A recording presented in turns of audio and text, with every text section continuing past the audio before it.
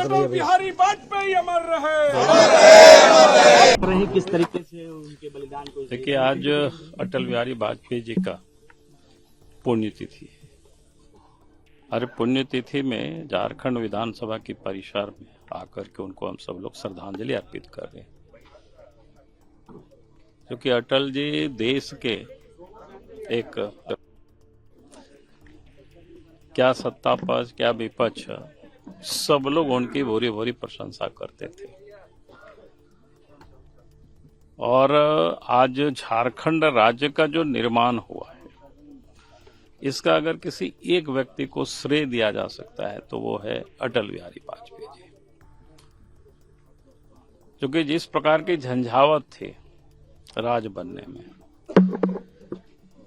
हम सब लोगों ने वो भी देखा है। जो जहां से हम अलग हो रहे थे, वहां जिनकी सत्ता थी, वो लोग प्रारंभ में राज्य बनने की, राज्य गठन की जोरदार विरोध कर रहे थे, लेकिन अटल जी जैसे जो व्यक्तित्व था, फिर विरोध समाप्त हुआ और फिर अलग झारखंड राज्य बना।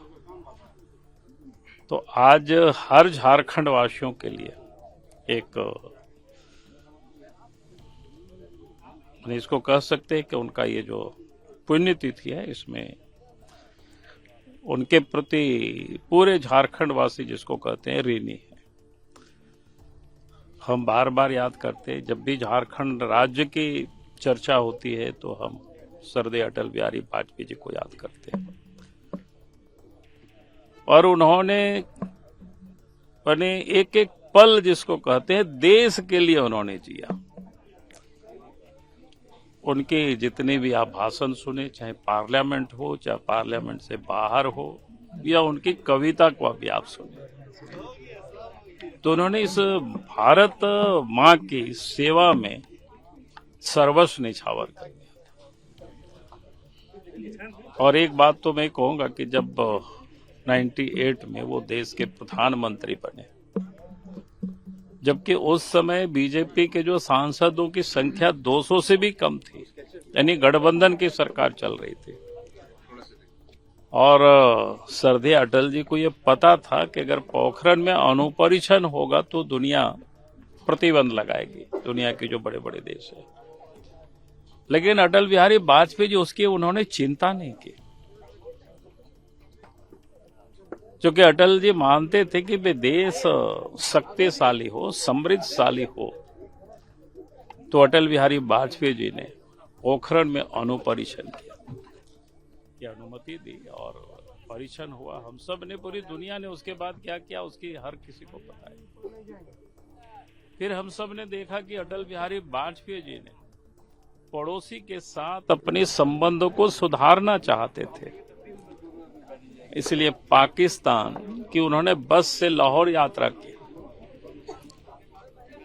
लेकिन पाकिस्तान को ये भी रस नहीं आया और कारगिल पर उन्होंने इसके बाद चढ़ाई कर दी।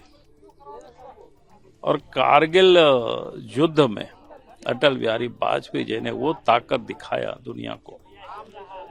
उस दुर्गम चोटी में भी हमारे देश के सेनाओं ने पाकिस्तानियों को खदेड़ा और कारगिल की पूरे चोटियों को मुक्त भी किया।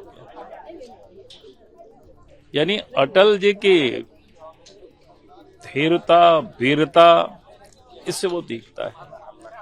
और विकास के लिए भी अटल बिहारी वाजपेयी ने जिस बुनियाद को डाला था, मैं समझता हूं कि समस्त भारतवासी और खास करके जो ग्रामीण क्षेत्रों में रहने वाले, जहां लोगों ने सड़कों नहीं देखी थी कि क्या होता है, लगता था कि पता नहीं कभी बनेगा कि नहीं बनेगा, अटल बिहारी वाजपेयी जी ही थे जिन्होंने प्रधानमंत्री ग्राम सड़क योजना और बिना भेदभाव किए, आज देश के प्रधानमंत्री नरेंद्र मोदी जी उसको और इलोबरेट करके उन्होंने कहा कि भाई सबका साथ, सबका विकास, सबका विश्वास और सबका प्रयास। उस समय उन्होंने कहा कि ऐसा नहीं कि कोई बीजेपी को वोट दिया हो या नहीं दिया हो, इसकी उन्होंने कोई ये नहीं किया। कहा कि 1000 परिवार से, मैंने 1000 की आबादी से जितनी भी अधिक के गांव है, पहले उसको पक्की सड़कों से जोड़ा जाए, फिर 500 की आबादी को, फिर 250 की आबादी को, नहीं इस प्रकार से कर्म पर, ताकि किसी के साथ भी कोई पक्षपात नहीं होगा। स्वर्णिम चतुर्भुज, जो हम सब लोग झारखंड से जो जीटी रोड गुजरता है, कितने गड्ढे हुआ करते थे। अगर आज से 25-30 साल पीछे मुड़ करके देखेंगे उस सड़क को, स्वर्णिम चतुर्भुज देश के प्रधानमंत्री नरेंद्र मोदी, अटल बिहारी वाजपेयी जी ने इस काम को उस समय पूरा किया। फिर देश में जो पहले हम सब लोग सुनते थे अनाजें सड़ जाती थी, लेकिन देश के गरीबों को अंत्योदय अन्न योजना, यानी इस प्रकार के योजना को इन्होंने प्रारंभ किया। बाद में आज देश के प्रधानमंत्री नरेंद्र मोदी जी उस काम को और आगे बढ़ाया, यानी देश की आबादी को आज तो 80 करोड़ से अधिक लोगों को अन्न मिल रहा है। आज सभी आप देख रहे होंगे रूरल कनेक्टिविटी किस प्रकार से सड़कें बन रही है, घर तक बिजली पहुंच रहा है, नल से जल पहुंच रहा है। यानी अटल बिहारी वाजपेयी जी की उन छोटी सी अवधि में जो विकास की एक बुनियाद को डाला था, आज देश के प्रधानमंत्री नरेंद्र मोदी जी उसको अब आगे बढ़ा रहे हैं। 23 दिन से स्टूडेंट्स का प्रोटेस्ट चल रहा है। अब उन्होंने मुख्यमंत्री आवास योजना का ऐलान। मैं तो कहूंगा कि मुख्यमंत्री को जिद पर नहीं अड़ना चाहिए, क्योंकि जेसीसी और जेपीएससी ने जिस प्रकार से जॉब को बेचा है, ये आजकल सब ओपन आ रहा है अखबारों में, ओपन सोशल मीडिया में, किसी ने पैसे दे करके जॉब को खरीदा है। तो ये झारखंड के होनहार बच्चों के साथ ये अन्याय हुआ है, और इसलिए तो बच्चे मांग कर रहे हैं कि भाई सीबीआई से जांच कराओ, और तो कुछ मांग नहीं कर रहे, छोटी सी बात कर रहे। जिन लोगों ने दलाली किया वो बता रहे हैं, जो अखबारों में आ रहा है। तो मुझे लगता है कि मुख्यमंत्री को अपनी हट ये बिल्कुल छोड़ देनी चाहिए और बच्चों की उन मांगों को मान लेनी चाहिए। क्या है, जांच ही तो होगी, आखिर सुधारने का कोई तो हमें प्रक्रिया अपनानी पड़ेगी कि आखिर बच्चों के भविष्य को कब तक हम लुटाते रहेंगे भाई, कब तक बेचते रहेगी। इसलिए अगर जिन लोगों ने जेसीसी हो, जेपीएससी हो, जिन लोगों ने गड़बड़ किया है वो अंदर जाएंगे।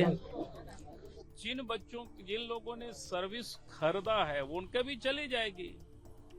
जो लोग वास्तव में मेरिट पर है फिर उनके कोई दिक्कतें नहीं होगी। तो मेरे समझ से सरकार को अपनी जिद छोड़ देनी चाहिए। अगर हम इसी प्रकार से जिद करेंगे तो मैं समझता हूं राज्य को भी और देश को भी हम नौजवानों को मजबूर कर रहे हैं आंदोलन करने के लिए। तो मुझे लगता है सरकार को ये जवानों को मजबूर नहीं करना चाहिए, छात्रों को, नौजवानों को हमें उनकी बात को धैर्यपूर्वक सुनना चाहिए। नहीं, मैं तो कहा हूं कि भारतीय जनता पार्टी नैतिक रूप से समर्थन करती है उनके आंदोलन का। शांतिपूर्ण ढंग से लोग आंदोलन करें, हमारी पार्टी के बच्चों के साथ सहानुभूति है। हम कर रहे हैं सीएम का, और 20 तारीख को घेराव भी है, इसको कैसे देख रहे हैं सर? नहीं, मैंने कहा कि भाई सरकार को अपनी जिद पर नहीं अड़े रहने चाहिए, छात्रों की, नौजवानों की बातों पर ध्यान देनी चाहिए, गौर करनी चाहिए। अब तो सब कुछ ओपन आ रहा है, किस प्रकार से जेसीसी में और जेपीएससी में सर्विस को बेचा गया है, ये ओपन सब कुछ आ रहा है। तो सरकार को बिना विलंब किए कि और आंदोलन कोई उग्र नहीं हो जाए, बस सरकार को बात करनी चाहिए। और उनकी एक ही तो मांगे, सीबीआई से जांच, उतना रेफर कर देनी चाहिए, खत्म बात है। हृदय अटल बिहारी वाजपेयी जी एक नेता नहीं, एक कवि के रूप में भी जाने जाते हैं। और ऐसे लोकप्रिय नेता जिनकी भाषण को सुनने के लिए, जिनके विचारों को सुनने के लिए लोग साइकिल से, पैदल, स्वतः खिंचाकर चले आते थे। राजनीति में कई नेता होते हैं, लेकिन अटल बिहारी वाजपेयी जैसा कमिटेड नेता, जिन्होंने जीवन में अपने जीवन में लोगों को जोड़ने पे विश्वास किया। और मुझे याद है तो चर्चा हम लोग सुनते हैं कि जब झारखंड में रांची आए तो कार्यकर्ताओं से मिलने के लिए एक एक घंटे रास्ता में इंतजार करते थे। ऐसे ही उस पद तक नहीं पहुंचे और अटल जी को आज हम लोग अपनी श्रद्धा सुमन अर्पित कर रहे हैं। और झारखंड के निर्माता 1998 में यहीं रांची में उन्होंने घोषणा किया था कि हमारी सरकार बनेगी तो झारखंड वनांचल को अलग राज्य का दर्जा दिया जाएगा। आप देखिए कि कई सालों से संघर्ष हो रहा था। झारखंड नामधारियां पार्टी संघर्ष कर रही थी, वनांचल के लिए लोग संघर्ष कर रहे थे, लेकिन कांग्रेस पार्टी ने झारखंड को कभी अलग नहीं किया, बल्कि झारखंड के आंदोलन को खरीदने का काम किया। जब अटल जी प्रधानमंत्री बने तो 2000 में 15 दिसंबर को झारखंड अलग राज्य की स्थापना हुई और झारखंड जो आज आजाद झारखंड है इसके निर्माता अटल जी हैं। और झारखंड वासियों ये बात कभी नहीं भूलते हैं। मैं अपनी ओर से बहुत बहुत श्रद्धा सुमन अर्पित करता हूं और ईश्वर से प्रार्थना करता हूं कि उनको विचारों को जन जन तक पहुंचाने में हम लोगों को शक्ति दी। आज पुतला दहन होगा मुख्यमंत्री और राहुल गांधी का और 20 तारीख को घेराव है मुख्यमंत्री आवास। देखिए, दुर्भाग्य है झारखंड का। झारखंड के छात्र युवा बहुत संयमित ढंग से पिछले 22 दिनों से आंदोलन कर रहे हैं। पूरे देश ने जंतर मंतर के आंदोलन को भी देखा और वहां अभद्रता, भाषा में नियंत्रण नहीं, गाली गलौज, और झारखंड के छात्रों को भी पूरे देश ने देखा।